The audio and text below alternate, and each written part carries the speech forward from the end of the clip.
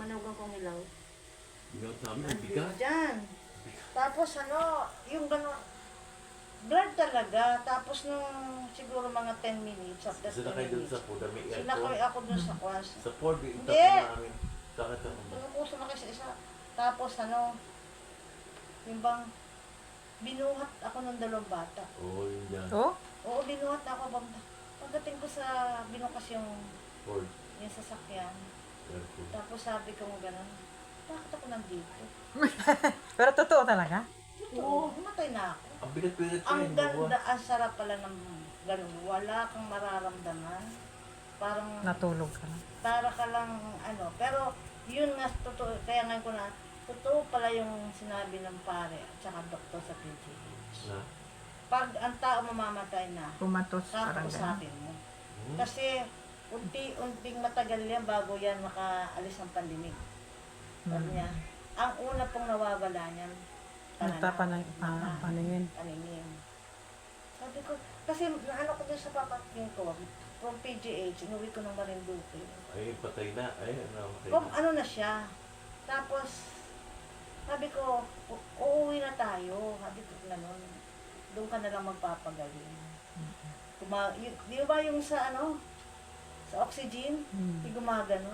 Malaki gumagano siya. Parang sumasagot. Yung gumagano-gano. O parang sumasagot siya. Pagdating namin sa dagat, nasa gitna na kami, malapit na kami sa Marinduque. tinitingnan ko yung bola. Gumanon. Ayaw nang bumaba. Sabi ko, uy, patay na yata ito. Tapos kinausap ko, malapit na tayo. Tapos nang malapit na tayo, sabi, alam mo yung bola niya, gumanon na lang, hindi na tumaas. Wow, sa dagat pa lang, namatay yung pamangkin ko. Namatay na. Namatay sa dagat. Sabi ko, yung senaryo na gano'n, may mga karanasan ng gano'n. Tapos ako nakaranas na. Kasi actually, di pa mangyari sa akin yun. Nag-vlog na ako. Hindi ka naman ang naginip nun, basta Hindi, araw, umaga, nandun ako sa anak ko, sa kabila. hindi ka tulog eh. Hindi ako tulog. Ang dami pang saging dyan. Hindi pa rin puno siya. Alam mo yung puno ng saging? Bakit nagkukulay abo? Oo, tapos, na ho yan? Live na. Tapos nung kumikita ko, sabi ko, Lord, ano po ito? Tinanong ko, ano po yung gusto mangyari? Pero hindi, ayaw ko nang dumilat kasi, Lord, abo talaga, madilim na. Kasi pag dumilat ka siguro, iba na, no? Baka lumakad ako, Oo. tapos matumba ako. Isa kong gano'n. Nung medyo nahimasmasan ako, may bakod pa yung dito. Pumunta ako. Pamuntik na ako mangilog sa imbornal, buti napahawak ako sa bayabas. Tapos tumakbo na ako dito, ayoko din sa labas, dito na lang ako sa loob. Pag namatay ako, nakaupo ako. Kaya kung namatay ako, magkakaluluwa ako sila, nakikita na kakaupo. Hindi kasi, nasa heaven ka na eh. Dapat ang Panginoon, happy ka pag nandun ka na. Iba kasi, iba. Totoo pala, ako dinadaan ka sa panaginip. Oo.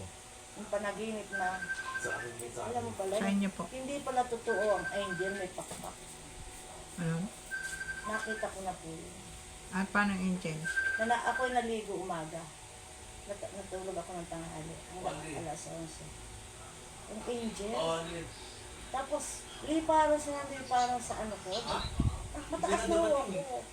Mataas na yung lugar ko. Tapos, wala pa ng pakpak. Paano lilipad? Hindi. Magagaling sila. Gumagano Parang sila. lumulutang lang. O para kami lumulutang. Lumulutang. Alam mo, nagising ako doon, alas 5 na ng hapon. Pagod na pagod ako. Kasi yung nakikita natin mga angel, ano lang yan? Ano lang yung... Replika. Oo. Replika Lang yan para... yung pala. Para may wala drawing, silang oo. Para paniwala natin, nakakalipad. Pero ano pala yun, walang pakpak. Pero ang bibilis silang gumano. Puting-puti yung kanilang suot. Sa sayawan, Pero ako, ay nagising ako, alas 5. Pawis ako. Lasing ko? Tum ng hapon. Natulog ako na alas 11 kasi antok ako. Tapos, Diyos ko. Lagi kayong nananaginip ng ganun, pinapakitaan? Ilang beses na yun. Matibay talaga yung ano. Yung alam niyo yung 3 o'clock prayer. Opo. Nakita ko na yun. Ang laki, yung bahay ko, hindi naman malaki sa Quezon City pa rin.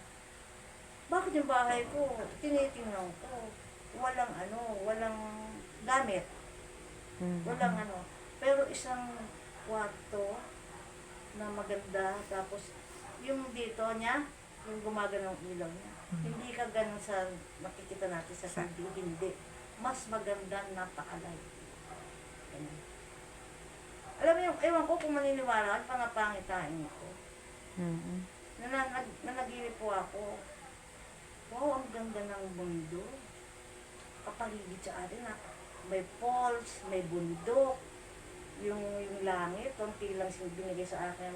Yung farm, pantay na tanim. Tapos sa kabilang dito, ang gaganda ng bundok. Ngayon, Hindi pala naglalakbay na yung diwa niya na. ganun. Tapos, may patwalk. Ako, Daan pa ganun. Ako nandito sa kabilang pangpang, galing ako sa isang squatter area. Siguro may mission talaga ako. Tapos galing ako dito, tumawid ako sa ilog. Napakalinaw ng ilog. Ang ganda din. Pagdating ko sa kabilang kanto, may puno. Pagdating din sa kabilang side, diba sabi ng Diyos, may nakalaang bahay sa atin. O, diba? Sabi ko, ang tinatawag ko nanay ko. Nanay, pero nanay ako ng nanay, nakatakot ng bundok. Siguro hindi pa ako mamamatay. Kasi, at the end, May pupuntahan ka pa. nagsarado. Diba, kung tutuusin, pwede na ako mahulog, pwede na ako mamatay. Yung bundok. Nagsara yung pinto. Saradong-sarado. Ang ganda ng paligid. Tapos, may mga bangin. Pwede akong ihulog doon kung talagang mamamatay na. Oo, pagka umano ka na hindi nagsara yun, nahulog ka na. O kung ako siguro ay nagtuloy, Oo. pero hindi ako talagang pina-stop ako. Nung bakit ako, nung kasadang ganyan, bato-bato lang, maputi. Nung pabalik na ako, Ganda. alam mo ang ganda. Pabalik. Puting-puti. Tinatapakan ko, pababa. Puting-puti. Sabi ko, bakit puting-puti? Yung ganun. Sabi ko, ano yung mensahe? Yung tinatanong ko, kahit sila pastor, ano yung mensahe? Ano yung mensahe sa akin? Bakit ganun? Ano sabi ng pastor? Wala siyang masabi eh. Ako, para sinabi niya. Hindi kasi tayo, pag ako rin na nanaginip, yung mga nagpahiwatig din, kung ba mayroong gagawa sa akin ng mga tao na, ako yung gagawa ng masama sa akin, mananaginip din ako. Mayroon ng advance. Opo, advance warning, pahiwatig. parang may warning Para yung mag-ingat. Mag-ready ka. Kung ano man yun, di man ngayon maaring bukas o sa ibang ano. Ganun ako. Kaya lang talaga ingat. Ingat sa lahat ng Kaya ayaw ko magkwento. Baka Sa lahat ng sabihin nila kilos. sira ulo ko. Oo. Pero yun Pero ang totoo. karanasan ko. Pero totoo. Ako rin pag Hindi ko maalis sa utak ko. Hindi ko ka maniniwala. Panaginip to. Pag nanaginip ako ng tubig, sana nung mga anak ko. Ay, ako naman po, pag tubig naman, kasi ako, nag-observe din ako eh. Pag malinaw po yung tubig na panaginipan ko, malinaw yung problema, may darating. Tapos, pag malabo mangyari yung problema. Correct yan. Kasi, Tapos, yung tae naman, na naginip ako, money. pera. yung mabaho talaga na amoy ko. Sabi ko, ano ba talaga, sa totoong may tae ba talagang, yung pala panaginip, ang baho talaga. Tapos, siya, yung yung malaki, yung umbok. Gabundok. Mayroon ka din. Tapos may hiwa-hiwalay din. Hindi, may iba. Pera naman. Pera. Iba-iba daw po yung interpretation doon. Pwedeng may sakit. Pwedeng honey. Kasi iba. Ay, po, sa akin, yung meron nagkasakit, yung CR, di ba, nag-CR ako, na-plus.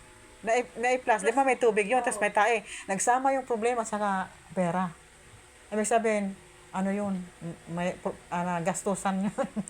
May ganun. certain problem. Totoo yan, totoo. Ako kasi, nanaginip ako tanggal yung dila ko. Tanggal yung ngipin ko. Alam mamatay. Tsuwi namin. Parang Ako, ito yung marami akong panaginip. Ang hindi ko makalimutan ng panaginip, kasi nagtatrabaho ako sa CBCP. Tapos, yung isang department, ang anak niya, napanaginip ako.